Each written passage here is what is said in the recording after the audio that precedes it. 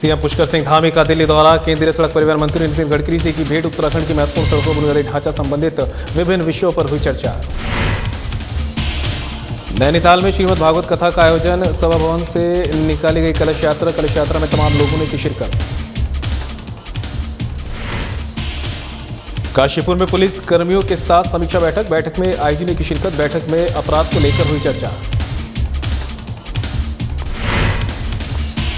चमोली में धार्मिक और पर्यटक स्थलों पर हुड़दंग, नशा और गंदगी करने वालों पर पुलिस की कार्रवाई। पुलिस ने चलाया वाहन चेकिंग अभियान। और देवप्रयाग में लोडर वाहन में लगी अचानक आग। वाहन में लदा सारा सामान जलकर राख। आग लगने के कारणों की जांच में जुटी पुलिस।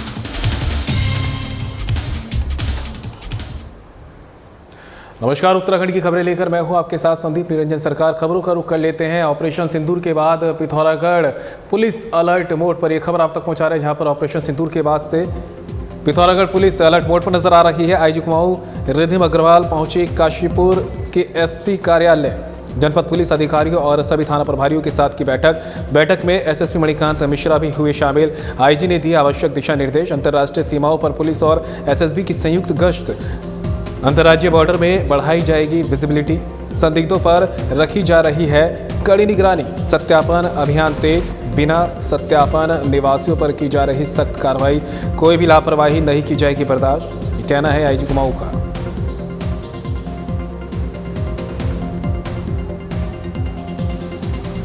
देखिए, ऑपरेशन सिंदूर के क्रम में भारत सरकार द्वारा हमें निर्देश दिए गए थे और उसके बाद माननीय मुख्यमंत्री जी द्वारा भी सभी जनपदों को अलर्ट पर रहने के निर्देश दिए गए हैं। उन्हीं निर्देशों के क्रम में हम लोगों ने सबसे पहले जो हमारे वाइटल इंस्टॉलेशंस हैं उनकी सिक्योरिटी थ्रेट का एक असेसमेंट करने के लिए राजपत्रित अधिकारियों को नियुक्त किया है।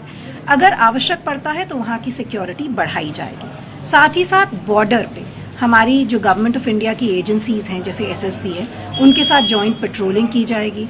हमारे जो इंटरस्टेट बॉर्डर्स हैं वहाँ पर डिस्ट्रिक्ट पुलिस द्वारा अपनी फोर्स की विजिबिलिटी बढ़ाई जाएगी। ये हमारा पार्ट है कि हम सिक्योरिटी के दृष्टिगत अपनी पुलिस फोर्स की विजिबिलिटी बढ़ाएं, जिससे कि लोगों में कॉन्फिडेंस जनरेट हो। उसके साथ साथ जो हमारा दूसरा पार्ट आता है वो है मॉक ड्रिल्स करवाने का। ये निर्देश जो गवर्नमेंट ऑफ इंडिया से मिले हैं उसके तहत अगर कोई इमरजेंसी होती है, हमारी गवर्नमेंट ऑफ इंडिया की सभी एजेंसीज़, पुलिस प्रशासन, एनडीआरएफ, एसडीआरएफ, फायर, इन सब एजेंसीज़ के साथ साथ सिविल सोसाइटी भी ऑन बोर्ड हो। सिविल सोसाइटी में हमारे एनसीसी, एनएसएस, हमारे स्काउट्स एंड गाइड्स रहते हैं। मॉक ड्रिल करा के हम सब इनका रिस्पांस टाइम, इनका आपसी समन्वय, उसमें क्या बेस्ट किया जा सकता है वो करने का प्रयास कर रहे हैं। साथ ही साथ पब्लिक भी ये जाने कि ये मॉक ड्रिल्स किसी भी प्रकार से पैनिक क्रिएट नहीं करें।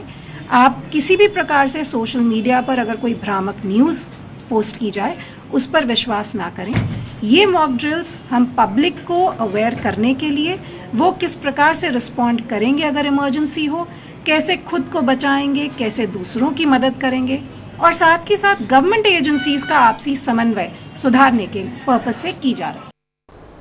नैनीताल में इन दिनों राम सेवक सभा रामलीला मैदान में श्रीमद् भागवत कथा का आयोजन किया जा रहा है। श्री राम सेवक सभा द्वारा आयोजित श्रीमद् भागवत देवी पुराण शुरू हो गई है। श्रीमद् भागवत देवी पुराण में सभा भवन से कलश यात्रा निकाली गई, जिसमें मातृशक्ति ने पर्वतीय परिधान पहने हुए थे, जिसमें रंगीला पिछोड़ा पहनकर जय मां के जयकारों से सरोवर नगरी गुंजायमान रही।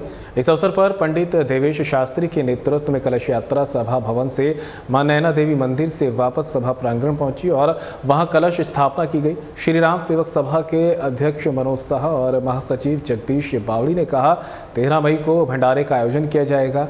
श्री राम सेवक सभा पहली बार श्रीमद् भागवत देवी पुराण का आयोजन कर रही है। पंडित देवेश शास्त्री ने श्रीमद् देवी भागवत पुराण कथा के दौरान कहा, अच्छे लोगों का संगत करना भी सत्संग है। उन्होंने कुमाऊं भाषा में कहा, बुजुर्ग लोग कहते थे अच्छे लोगों की संगत करनी चाहिए। इसके अलावा उन्होंने माता भगवती के जन्म, पार्वती के तप और मणि की कथा सुनाई, जिसमें माता सती के देह त्याग और पार्वती के जन्म का प्रसंग सुनाया और महाराज दूरधुम के पुत्र प्राप्ति की कथा भी सुनाई गई।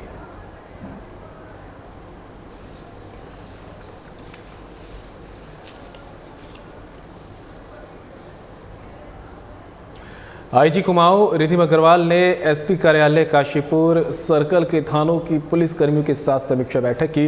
बैठक में आईजी रिधिमा अग्रवाल ने महिला अपराध, साइबर सेल समेत जघन्य अपराधों और ड्रग्स को लेकर पुलिस अधिकारियों के साथ समीक्षा की। उन्होंने बताया कि हम निरंतर देख रहे हैं कि बच्चों, पुरुष और महिलाओं की गुमशुदगी की शिकायतें आ रही है, जो मानव तस्करी की संभावनाओं को दर्शाता है। उन्होंने बताया कि अभी तक हमें ऐसी ह्यूमन ट्रैफिक से संबंधित कोई सूचना प्राप्त नहीं हुई है। मीडिया के साथ निरंतर समन्वय बनाने के निर्देश हर थाने को दिए गए हैं। अगर कोई घटना होती है तो उसकी फैक्चुअल इंफॉर्मेशन मीडिया के साथ शेयर की जाएगी। साइबर क्राइम को लेकर आईजी ने कहा कि साल भर में जो शिकायतें हमें प्राप्त हो रही हैं, इस बढ़ोतरी को देखते हुए भारत सरकार द्वारा साइबर कमांडो का कोर्स करवाया गया है, जिसमें IIT जैसे बड़े इंस्टीट्यूट में पुलिस के टेक्निकली कर्मचारी को 6 माह की ट्रेनिंग कराकर साइबर कमांडो के रूप में तैयार किया जा रहा है। ट्रेंड कमांडो को प्रदेश व जिले लेवल पर साइबर क्राइम की घटनाओं को हैंडल करने के लिए पीड़ित की शिकायत पर त्वरित निस्तारण करने के प्रयास किए जाएंगे। महिला संबंधी अपराधों पर चिंता व्यक्त करते हुए आईजी रिधिमा अग्रवाल ने कहा कि निरंतर इसमें वृद्धि हो रही है और अच्छी बात यह है कि पुलिस उनको रजिस्टर भी कर रही है, जिसमें सोशल मीडिया का दुष्प्रभाव बहुत है।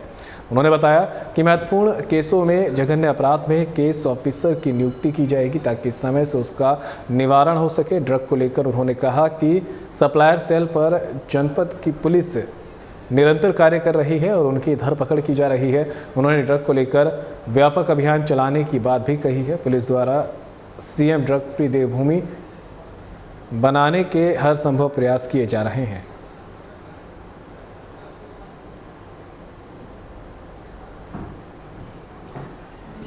महिला संबंधी जितने हमारे अपराध हैं, ये चिंता का विषय है।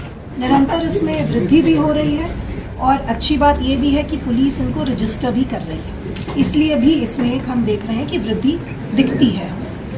इसमें मैं जब एनालिसिस कर रही थी महिला संबंधी अपराधों में, तो 2 चीज़ें सामने आ रही हैं। एक, सोशल मीडिया का अनरिस्ट्रिक्टेड एक्सेस जो हमारे बच्चों तक हो रहा है, उसके कारण आपके कांटेक्ट में कौन स्ट्रेंजर आ रहा है, आप किसके संपर्क में आने के बाद उनसे मिलने जा रहे हैं। इस प्रकार हमारे बच्चे, हमारे बच्चियां, इनके ऊपर निरंतर मॉनिटरिंग करने की जिम्मेदारी कहीं ना कहीं अभिभावकों की भी रहनी चाहिए। तो मेरा अनुरोध रहेगा पहले पेरेंट्स से कि आप लोग अपने बच्चों के सोशल मीडिया का जितना एक्सेस है उस पर कुछ मॉनिटरिंग रखें, जिससे कि अपराध ही कारित ना हो।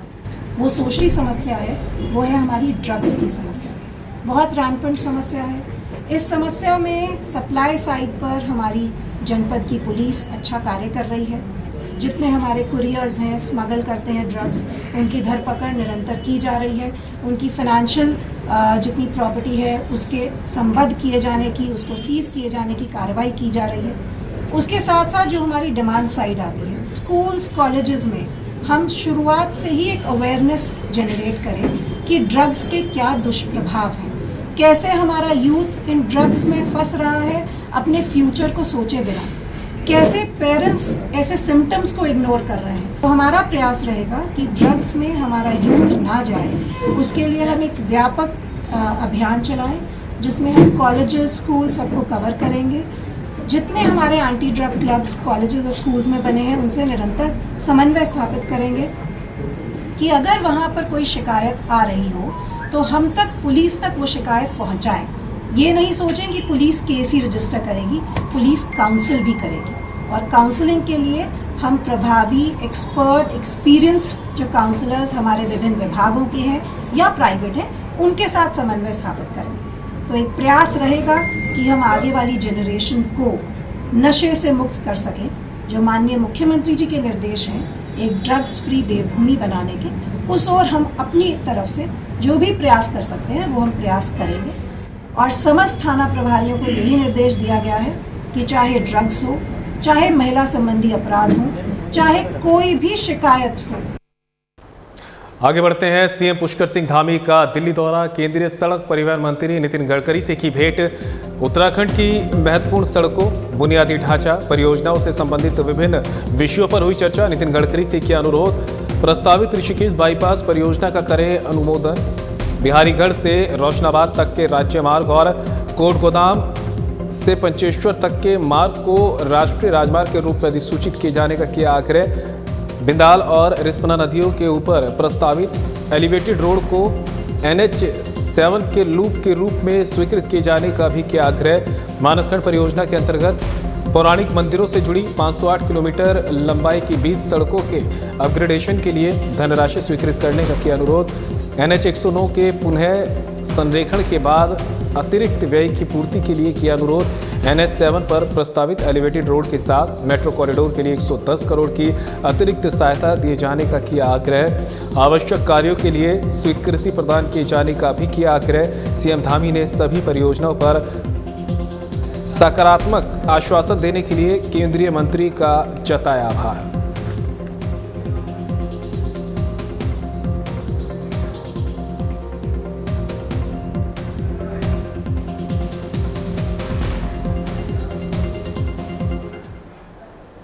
देवभूमि उत्तराखंड की पवित्रता और गरिमा को बनाए रखने के उद्देश्य से चमोली पुलिस ने कमर कस ली है। पुलिस अधीक्षक चमोली सर्वेश पवार ने समस्त थाना प्रभारियों को सख्त निर्देश दिए हैं कि वे अपने अपने थाना क्षेत्रों के अंतर्गत आने वाले धार्मिक और पर्यटक स्थलों पर विशेष निगरानी रखें। इन क्षेत्रों में हुड़दंग मचाने वाले, गंदगी फैलाने और मादक पदार्थों का सेवन कर लोक शांति को प्रभावित करने वाले व्यक्तियों के विरुद्ध नियमानुसार कड़ी कानूनी कार्रवाई अमल में लाई जाए। एसपी चमोली के निर्देश पे तुरंत कार्रवाई शुरू कर दी गई है। बद्रीनाथ थाना क्षेत्र अंतर्गत देवदर्शनी बैरियर पर पुलिस द्वारा चलाए जा रहे सघन वाहन चेकिंग अभियान के दौरान दिल्ली से आए कुछ युवकों की एक कार में हुक्का पाया गया। धार्मिक और संवेदनशील क्षेत्र में इस प्रकार की वस्तु का पाया जाना मर्यादा के विपरीत मानते हुए पुलिस ने त्वरित कार्रवाई की।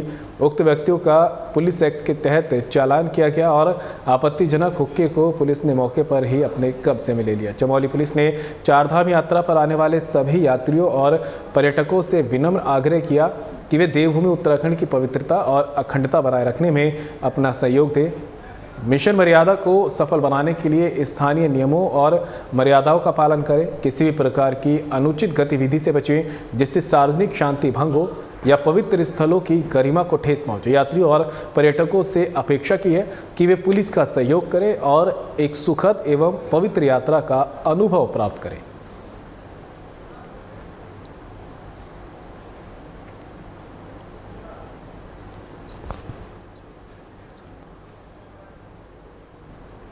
तो सोनप्रयाग पहुंचे हैं कैबिनेट मंत्री सौरभ बहुगुणा। खबर आप तक पहुंचा रहे हैं।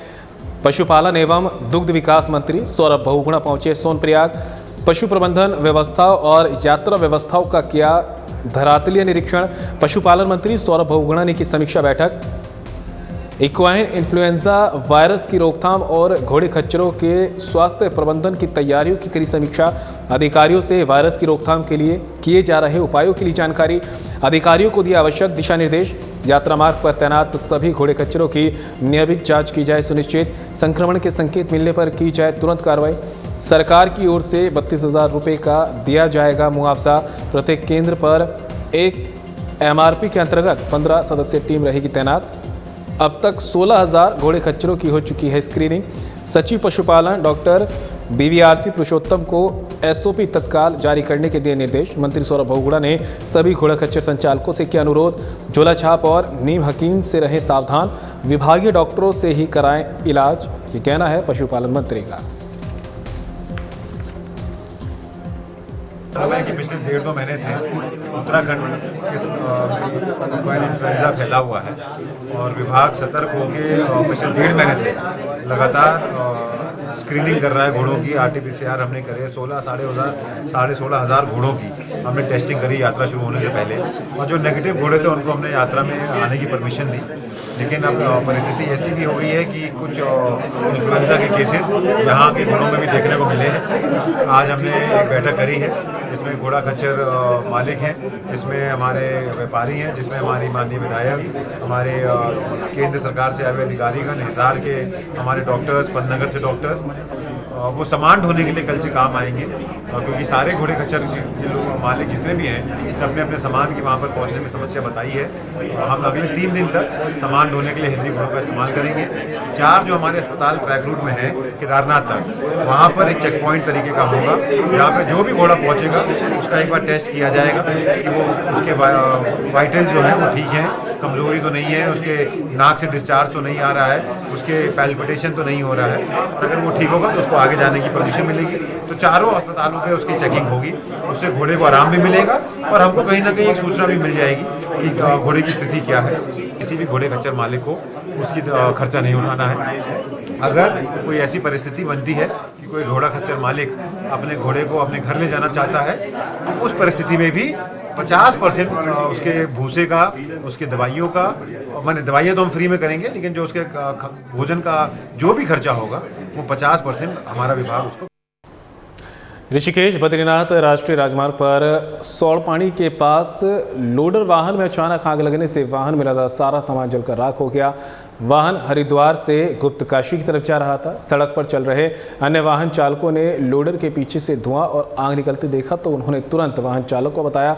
चालक ने गाड़ी रोकने का प्रयास किया, लेकिन तब तक आग बेकाबू हो चुकी थी। हादसे की सूचना पुलिस टीम को दी गई। पुलिस टीम ने तुरंत मौके पर पहुंचकर आग बुझाने का प्रयास किया, लेकिन तब तक सारा सामान जलकर राख हो चुका था। चालक का नाम दीपक बताया जा रहा है और वो रुड़की का रहने वाला है। गनीमत ये रही कि हादसे में दीपक को कोई शारीरिक क्षति नहीं पहुंची है। बचेली खाल चौकी प्रभारी दीपक लिंगवाल ने बताया कि आग लगने का कारण अभी तक स्पष्ट नहीं हो पाया है। लोडर वाहन द्वारा स्थानीय दुकानदारों के लिए पत्ते, गिलास धोने, फिनाइल जैसी वस्तुओं की डेली सर्विस की जा रही थी। फिलहाल आग लगने के कारण की जांच की जा रही है।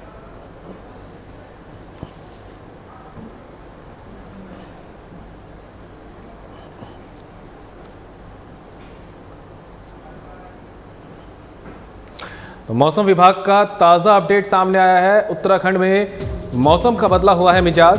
बारिश, ओलावृष्टि से तापमान में दर्ज हुई गिरावट। मौसम विभाग ने जारी किया अलर्ट। 11 मई तक प्रदेश के 5 जिलों में येलो अलर्ट। उत्तरकाशी, चमोली, रुद्रप्रयाग, पिथौरागढ़ और बागेश्वर में बारिश और तेज हवाओं का अलर्ट। हल्की से मध्यम बारिश और तेज हवाओं का दौर रहेगा जारी। पर्वतीय इलाकों में तेज दौर की बारिश और ओलावृष्टि के आसार। मैदानी क्षेत्रों में हल्की बारिश और मौसम शुष्क रहने की जताई संभावना। बारिश के दौरान गाड़ गधेरों के आसपास ना हो कड़े। चारधाम यात्रा पर जा रहे तीर्थयात्रियों को दी सलाह। चारधाम यात्रा पर आने वाले श्रद्धालुओं और पहाड़ों पर आवाजाही करने वाले लोग बरते सावधानी। विक्रम सिंह का कहना है, गर्म कपड़े, जरूरत का सामान और दवाइयाँ रखें साथ। मौसम का अपडेट देखकर ही करें चारधाम की यात्रा। 11 मई तक प्रदेश भर में बदला रहेगा मौसम का मिजाज। जो लेटेस्ट प्रेडिक्शन दिखा रहा है उसमें यही है कि अभी 3 दिन तो कम से कम 4 दिन जो है बारिश है, और भी तो हल्की से मध्यम बारिश कुछ जगहों में जो है आज 8, 9, 10 और 11 तक जो है ये मिलने वाली है, खासकर हिली एरियाज में। और छुटपुट एक्टिविटी जो प्लान्स में भी वो रहेगी जो है। तो अभी भी 3 दिन 4 दिन में कहूँ तो जो हल्की से मध्यम थंडरस्टॉर्म एक्टिविटी है वो प्रदेश में मिलने वाली है।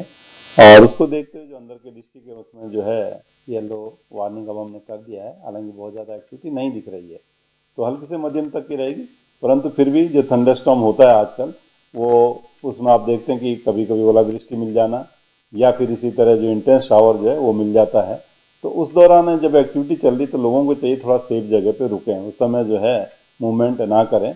तो ये चीज़ का ध्यान रखेंगे तो फिर आप किसी प्रॉब्लम से वो बच सकेंगे। साथ ही गाड़ गधेरों के आसपास भी खड़े ना हो सकता है कुछ दूरी में डिस्टेंस में जो है सीवियर एक्टिविटी कुछ हो रही हो थंडरस्टॉर्म की और एकदम फिर जल स्तर भी बढ़ता है। तो ये चीज़ का ध्यान रखना है, जो भी यात्री आ रहे हैं या टूरिस्ट आ रहे हैं तो गाड़ गधेरों के आसपास खड़े ना हो। और दूसरा जो है जब एक्टिविटी चल रही है उस समय थोड़ा सेफ जगह पे रुकें, तो उसके बाद आप आगे फिर बढ़ सकते हैं जैसे एक्टिविटी ख़त्म होती है।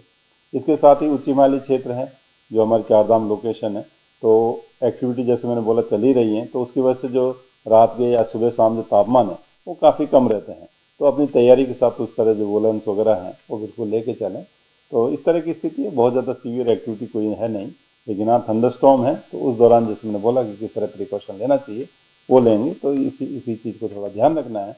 और 11 से आगे फिर जो एक्टिविटी है वो कम होने वाली 5-6 दिन के लिए, तो उस समय थोड़ा जो है मौसम पूरी तरह से मैं कहूँगा करीब करीब साफ रहने वाला है जी।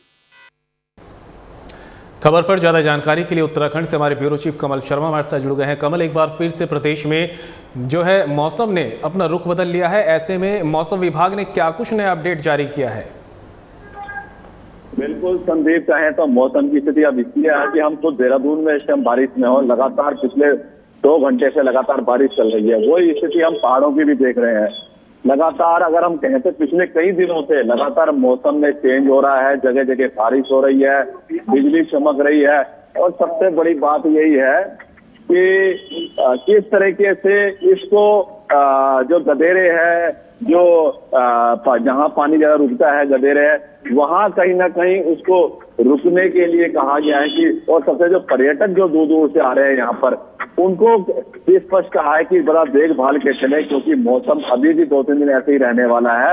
और खासकर जो गदेरे है, नदी है, नाले हैं, वहां पर ना जाए, क्योंकि एकदम कहीं बरसात का पानी या कहीं पानी एकदम ज्यादा आ गया, कोई बड़ी घटना ना हो जाए, तो इसलिए 2-3 दिन बड़ा सोच समझ के यहाँ पर चलना होगा। कमल, अगर बात चारधाम यात्रा की करें तो श्रद्धालुओं को लेकर क्या कुछ ने अपडेट जारी किया गया, और चारधाम यात्रा पर जो मौसम बदला उसका क्या असर देखने को मिल रहा है? हाँ, बिल्कुल कहें तो चारधाम यात्रा में भी कहीं ना कहीं मौसम को भी देख ले, और कहीं ना कहीं जो भारत पाकिस्तान का तनाव है ये भी माने, तो कहीं ना कहीं अभी जो एक बहुत बड़ी संख्या में श्रद्धालु आते थे वो चीज अभी कहीं दिखाई दे रही है। पर अब यही देखना है कि जब सब चीजें थोड़ी सामान्य हो जाएंगी और बच्चों की स्कूल की छुट्टियां भी पड़ जाएंगी, तो कहीं ना कहीं ये जरूर लगता है कि फिर जो तेजी है, जो अधिक संख्या में श्रद्धालु आते थे, पिछली बार की तरह हुआ, श्रद्धालु की संख्या में आ गए, लोगों को रुकना पड़ा, यहाँ पर नहीं जा पाए धामों में, तो अभी वो स्थिति नहीं है। पर आगे भविष्य में जब सब चीजें सामान्य हो जाएंगे तो वो स्थिति हो सकती है। मौसम को देखते हुए 11 मई तक 5 जिलों में येलो अलर्ट भी कमल जारी किया गया है। बिल्कुल, मैं कह रहा हूँ ना, हम 2-3 दिन क्या 11 क्या कहें, लगातार हम पिछले 1 हफ्ते से देख रहे हैं कि लगातार यहाँ पर मौसम उतार चढ़ाव है। और अभी भी जो मैं आपको बात कर रहा हूँ, इस टाइम पूरी भीगा हुआ हूँ, और हम इस टाइम लगातार बारिश देहरादून में चल रही है, और बारिश के बीच में ही हम आपसे वार्ता कर रहे हैं। कमल, प्रशासन की क्या कुछ तैयारियां हैं इसे लेकर, क्योंकि देखा ही जाता है कि जब इस तरह से जब मौसम रुख बदलता है, बारिश होती है, तो कहीं ना कहीं जल भराव की समस्या भी होने लगती है, साथ ही लोगों में भी कहीं ना कहीं बीमारियां पनपने लगती है। तो स्वास्थ्य विभाग की भी ऐसे में क्या तैयारियां हैं?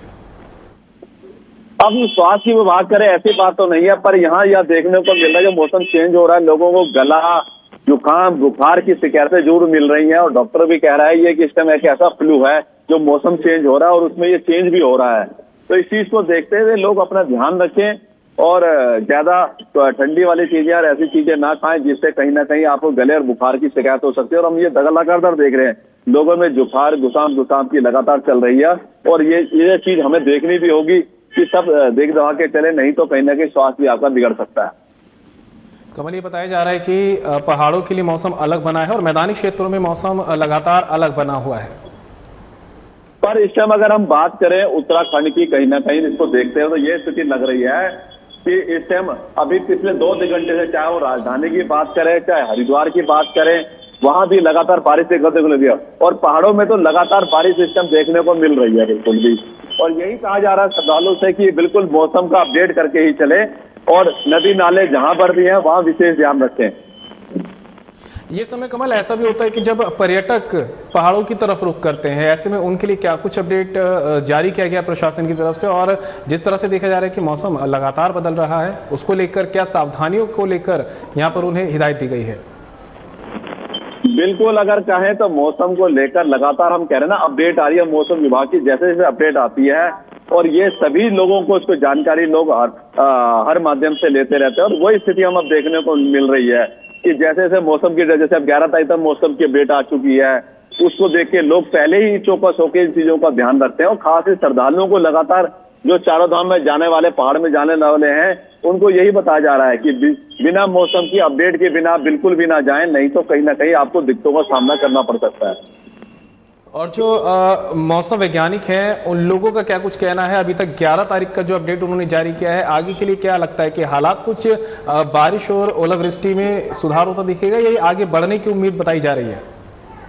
मैं कह रहा हूं कि इस टाइम इतना होता नहीं है, पर जो मौसम और ये चीजें जो दिखाई दे रही हैं, वो कहीं ना कहीं अभी कहना बड़ा मुश्किल है। जैसे जैसे मौसम की अपडेट आएगी, हम पर पिछले 10 दिन की बात करें तो लगातार मौसम जो है बिल्कुल बदलता हुआ दिखाई दे रहा है, सुबह हल्की धूप दिखती है, फिर एकदम बादल आ जाता है, और शाम को जिस टाइम की स्थिति है लगातार बारिश दिखाई दे रही है। और जब बारिश होती है तो कहीं ना कहीं फिर सड़कों भी जलभराव, नदियों भी जलभराव होता है, और कहीं ना कहीं यातायात में बुरा प्रभाव पड़ता है। और वही स्थिति हम देख रहे हैं कि जब छुट्टी का टाइम आता है कुछ ऐसा होता है। बिल्कुल कमल, तमाम जानकारी के लिए आपका बहुत बहुत शुक्रिया। और फिलहाल इस बुलेटिन में मेरे साथ इतना ही, दीजिए इजाजत, नमस्कार।